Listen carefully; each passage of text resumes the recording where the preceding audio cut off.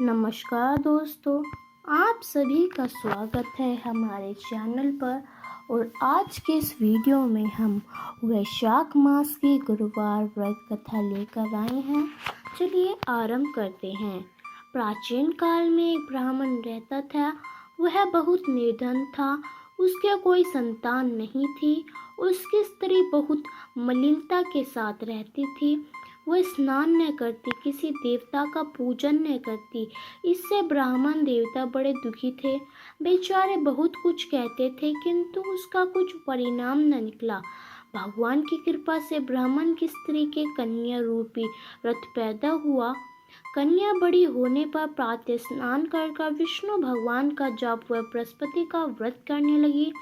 अपने पूजन पाठ को समाप्त करके विद्यालय जाती तो अपनी मुट्ठी में जौ भरकर ले जाती और पाठशाला के मार्ग में डालती जाती।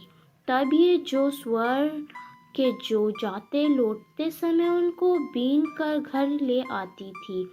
एक दिन वह बालिका सूप में उस सोने के जौ को फटकाकर साफ कर रही थी कि उसके पिता ने देख लिया और कहा, हे बेटी, सोने के जौ के लिए सोने का सूप होना चाहिए।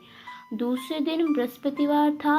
इस कन्या ने व्रत रखा और बृहस्पति देव से प्रार्थना करके कहा, मैंने आपकी पूजा सच्चे मन से की है, तो मेरे लिए सोने का सूप दे दो। बृहस्पति देव ने उसकी प्रार्थना स्वीकार कर ली और रोजाना की तरह वह कन्या जो फैलती हुई जाने लगी। जब लौटकर जो बीन रही थी तो बृहस्पति देव की कृपा से सोने का सूप मिला। उसे वह घर ले आई और उनमें जो साफ करने लगी, परंतु उसकी माँ का वही ढंग रहा। एक दिन की बात है कि वह कन्या सोने के सूप में जो साफ कर रही थी। उस समय उस शहर का राजपुत्र वहां से होकर निकला। इस कन्या के रूप और कार्य को देखकर मोहित हो गया था। अपने घर आकर भोजन तथा जल त्याग कर उदास होकर लेट गया। राजा को इस बात का पता लगा तो अपने प्रधानमंत्री के साथ उसके पास गए और बोले, हे बेटा, तुम्हें किस बात का कष्ट है? किसी ने अपमान किया है अथवा और कारण हो सो कहो, मैं वही कार्य करूँगा जिसमें तुम्हें प्रसन्नता हो। अपने पिता की राजकुमार ने बातें सुनी तो वह बोला, अपमान नहीं किया है, परंतु मैं उस लड़की से विवाह करना चाहता हूँ जो सोने के सूप में जो साफ कर रही है। यह सुनकर राजा आश्चर्य में पड़ा और बोला, हे बेटा, इस तरह की कन्या का पता नहीं तुम्हें लगाओ, मैं उसके साथ तेरा विवाह ही करवा दूंगा। राजकुमार ने उस लड़की के घर पर पता लगाया। तब मंत्री उस लड़की के घर गए और ब्राह्मण देवताओं को सभी हाल बतलाया। ब्राह्मण देवता राजकुमार के साथ अपनी कन्या का विवाह करने के लिए तैयार हो गए तथा विधि विधान के अनुसार ब्राह्मण की कन्या का विवाह राजकुमार के साथ हो गया। कन्या के घर से जाते ही पहली की भक्ति उस ब्राह्मण देवता के घर में गरीबी का निवास हो गया। अब भोजन के लिए भी अंतर बड़ी मुश्किल से मिलता था। एक दिन होकर भगवान देवता अपनी पुत्री के पास गए। बेटी ने पिता की दुखी अवस्था को देखा और अपनी माँ का हाल पूछा। तब ब्राह्मण ने सभी हाल कहा। कन्या ने बहुत सा धन देकर अपने पिता को विदा कर दिया। इस तरह ब्राह्मण का कुछ समय सुखपूर्वक व्यतीत हुआ। कुछ दिन बाद फिर वही हाल हो गया।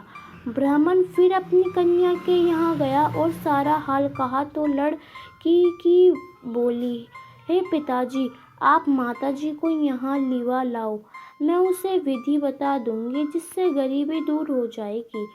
वह ब्राह्मण देवता अपनी स्त्री को साथ लेकर पहुँचे तो अपनी माँ को समझाने लगी, हे माँ, तुम प्रातःकाल प्रथम स्नान आदि करके विष्णु भगवान का पूजन करो तो सब दरिद्रता दूर हो जाएगी।